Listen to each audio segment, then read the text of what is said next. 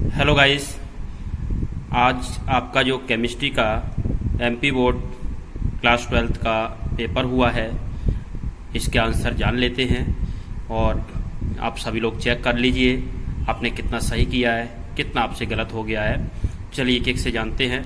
ये आप इसमें देखिए, सबसे पहले तो आपको याद रखना है इसमें जो क्वेश्चन दिए हुए हैं पेस्ट क्रमांक 1 से लेकर के 4 तक जो क्वेश्चन है आपके कुल 20 नंबर के हैं। पेस्ट क्रमांक 5 से लेकर 7 तक जो आपके 2-2 अंक के हैं, इसमें आपको 30 वर्डों में आंसर देना है minimum.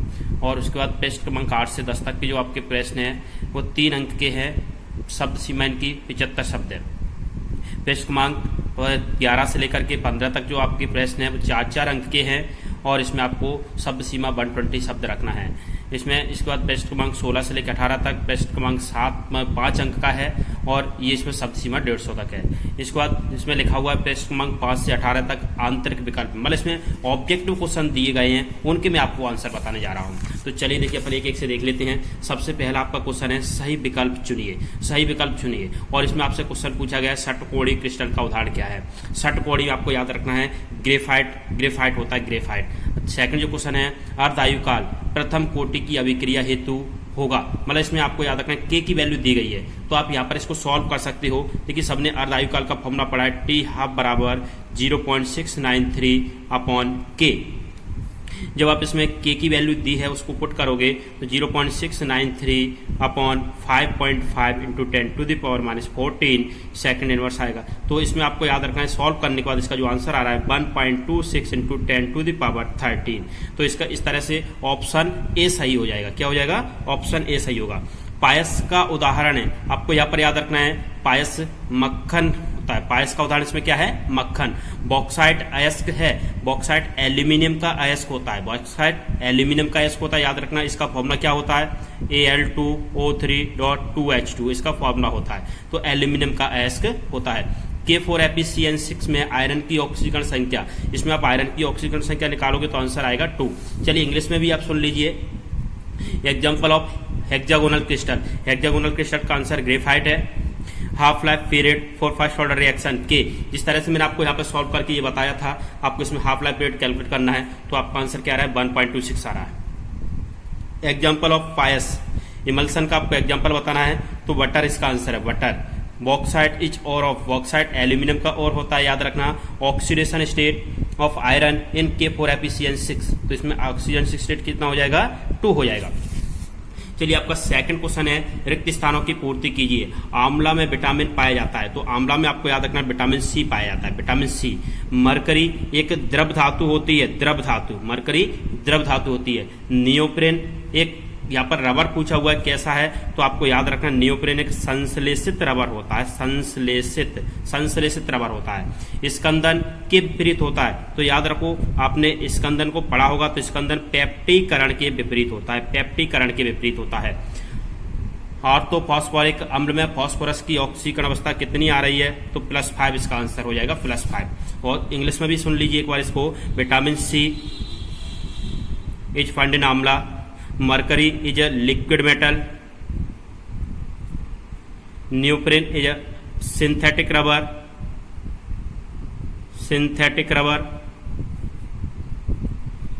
coagulation is just reverse of peptidation, oxidation states of phosphorus in orthophosphoric acid is +5। सही जोड़ी बनाइए। तो शॉर्ट की दोष का इसमें जो एग्जाम्पल है वो याद रखना है NaCl, ए का आंसर हो जाएगा NaCl। फ्रैंकल दोष का इसमें होगा AgCl, फ्रैंकल दोष AgCl में होता है। अनुचुम्बकीय, ये अनुचुम्बकी का C का यही है थर्ड वाला। जिंक ब्लेंड ZNS को बोलते हैं, जिंक सल्फाइड को ZNS बोलते हैं, इसका D हो जाएगा।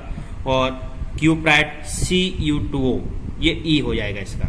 तो इस तरह से आपको याद रखना है। शॉर्ट की दोष NaCl, फ्रैंकल दोष AgCl, अनुचुम्बकत्व O2, zinc blende ZNS और क्यूप्राइट CO2। चलिए इंग्लिश में भी एक बार देख लीजिए आपसे। शॉर्ट की डिफेक्ट NaCl, शॉर्ट की डिफेक्ट NaCl, शॉर्ट की डिफेक्ट के लिए NaCl होगा, फ्रैंकल डिफेक्ट के लिए AgCl होगा। और paramagnetism O2, zinc blende ZNS और क्यूप्राइट CU2O। तो इस तरह से आपकी मैच द करेक्ट हो जाते हैं, मैच द पेयर्स। उसके बाद आपका जो क्वेश्चन है ट्रू और फॉल्स। देखिए इसमें सत्य सत्य, वैसे केमिस्ट्री में सत्य सत्य अभी तक पूछे नहीं जाते थे, वन वर्ड क्वेश्चन आता था, बट आपको याद रखना है इस साल इसमें आपको जो क्वेश्चन दिया गया है ट्रू और फॉल्स में दिया हुआ है, आपको सत्य सत्य में दिया हुआ है। तो देखिए इसमें पहला जो क्वेश्चन है समूह 16 के तत्व हैलोजन कहलाते हैं। नहीं भाई, ऐसा नहीं है, समूह 17 के पढ़े थे हमने, तो समूह 17 के तत्व को हैलोजन कहते हैं, तो ये इसका गलत हो जाएगा, असत्य हो जाएगा, असत्य। याद रखना इसमें ये असत्य होगा। एक हैलोजन परमाणु दूसरे हैलोजन के साथ जुड़कर के अंतर हैलोजन यौगिक बनाता है, सत्य है, सत्य। इंटर हैलोजन यौगिक की आपने परिभाषा पढ़ी थी, अंतर हैलोजन यौगिक की परिभाषा पढ़ी थी।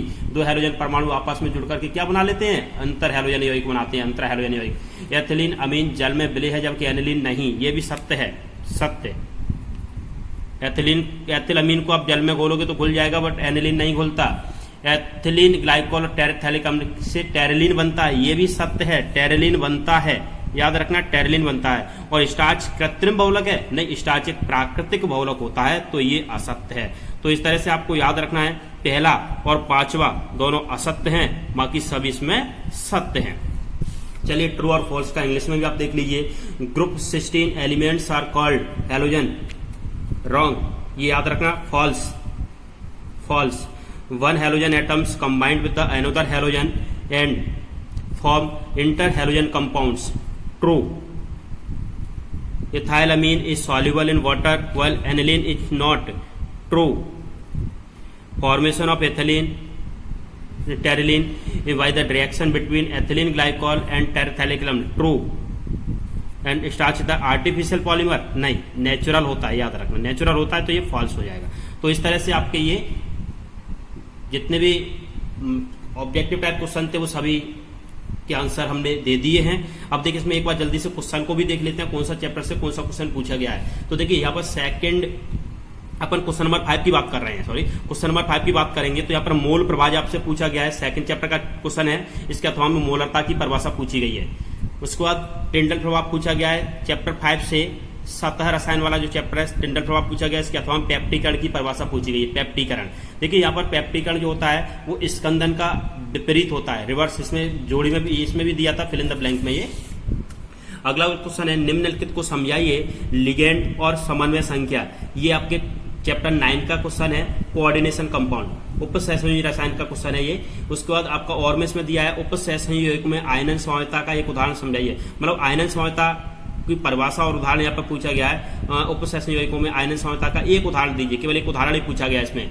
आदर्श विलयन और अनादर्श विलयन में 3 अंतर पूछे गए हैं 3 नंबर के लिए। और यहाँ पर अथवा में क्वेश्चन दिया है शुद्ध जल की मोलरता ज्ञात कीजिए। मोलरता ज्ञात करना है, मोलरता, जिसका आंसर भी आप याद रखना 55.56 आता है। अगर किसी का किया है और आंसर आया है तो आपका आंसर सही है। निम्नलिखित को समझाइए, निम्न को समझाना है, कार्बोलामाइन अभिक्रिया, कार्बोलामीन अभिक्रिया है, हॉफमैन ब्रोमाइड अभिक्रिया। इसके बाद ये क्वेश्चन नंबर 10 है, ये आपकी बायोकेमिस्ट्री का क्वेश्चन है, विटामिन ABCD के स्रोत और कमी से होने वाले रोग। तो आपने सबने तो पढ़ लिया होगा विटामिन ABCD के स्रोत और कमी से होने वाले रोग, अथवा में DNA RNA दिया हुआ है, difference between DNA and RNA।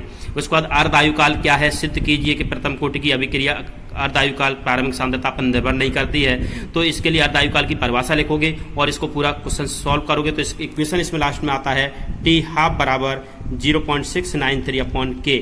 इस समीकरण से सिद्ध हो जाता है कि जो प्रथम कोटि की अभिक्रिया के लिए अर्धायुकाल है वो अभिकारक के प्रारंभिक सांद्रता पर निर्भर नहीं करती है। इसके अथवा में दिया है प्रथम कोटि अभिक्रिया के लिए वेग स्थिरांक का समीकरण व्युत्पन्न कीजिए। प्रथम कोटि की अभिक्रिया के लिए वेग स्थिरांक का व्यंजक व्युत्पन्न कीजिए। उसके बाद इसमें क्वेश्चन नंबर 12 है, पोटेशियम परमैंगनेट की ऑक्सीकरण अभिक्रिया लिखिए। अथवा में लैंथेनाइड और एक्टिनाइड का 4 अंतर दिए गए हैं, लैंथेनाइड और एक्टिनाइड में 4 अंतर लिखना है। क्वेश्चन नंबर 13 है, निम्न पर टिप्पणी लिखो, फ्रियोन और DDT, फ्रियोन और DDT। और इसके अथवा में है क्लोरोफॉर्म को सुरक्षित भंडारण कैसे करते हैं, या CHCl3 और CHI3 के IUPAC नेम आपसे पूछे गए हैं कि IUPAC नेम। तो ये IUPAC नेम सबने अगर किसी ने किया हो तो चेक कर लेना, ट्राइक्लोरोमीथेन और ट्राईआइडोमीथेन, इसका हो जाएगा CHI3 का ट्राइक्लोरोमीथेन और CHI3 का होगा ट्राईआइडोमीथेन। चलिए इसके बाद क्वेश्चन नंबर 14 है, निम्नलिखित अभिक्रियाओं को समझाइए। राइमर टेमन अभिक्रिया और कॉल्बे अभिक्रिया। रेमटिमर और कॉल्वे रिएक्शन। एल्कोहल और फिनॉल में 4 अंतर पूछे गए हैं, एल्कोहल और फिनॉल में 4 अंतर। उसके बाद निम्नलिखित अभिक्रियाओं को समझाइए। इटार्ड अभिक्रिया, दूसरा है गाटरमैन कोच अभिक्रिया और एल्डोल संघनन। इसके बाद इसके अथवा में दिया है कैनिजारो अभिक्रिया और एल्डिहाइड की पहचान हेतु रजत दर्पण परीक्षण आपसे पूछा गया है। रजत दर्पण परीक्षण यहाँ पर पूछा गया है, रजत दर्पण परीक्षण। ये क्वेश्चन नंबर 16 है, चैप्टर 3 से है। कोलरस का नियम लिखिए, इसके अनुप्रयोगों का संक्षेप में वर्णन कीजिए। अथवा में संचारण का क्वेश्चन दिया हुआ है, संचारण की परिभाषा लिखना है और संचारण से बचाव के 2 उपाय बताना है। सीसा संचयक सेल की आवेशन और निरावेशन की रासायनिक समीकरण भी लिखे हैं। तो ये 2.5 नंबर के दोनों क्वेश्चन हैं। इसके बाद लास्ट में देखेंगे अमोनिया निर्माण की हैबर विधि का वर्णन निम्न बिंदुओं के आधार पर पूछा है। चित्र बनाना है, विधि का वर्णन करना है और समीकरण लिखना है। और अथवा में दिया है फास्फोरस के 5 ऑक्सो एसिड के आपको नाम और संरचना सूत्र बनाना है। नाम लिखना है, अम्लों के नाम और संरचना सूत्र। उसके बाद क्वेश्चन नंबर 18 है, निम्न प्रत्येक का एक उदाहरण लिखिए। देखिए बिल्कुल सिंपल दिए हुए हैं। प्रतिजैविक एंटीबायोटिक, कृत्रिम मधुरक आर्टिफिशियल स्वीटनर, प्रतिरोधी एंटीसेप्टिक, एंटी फर्टिलिटी नहीं है, पीड़ाहारी, एंटीफ्लेमेटरी, इसको पेन किलर भी कहते हैं, पेन किलर भी इसको कह सकते हो आप। प्रतिअम्ल एंटासिड।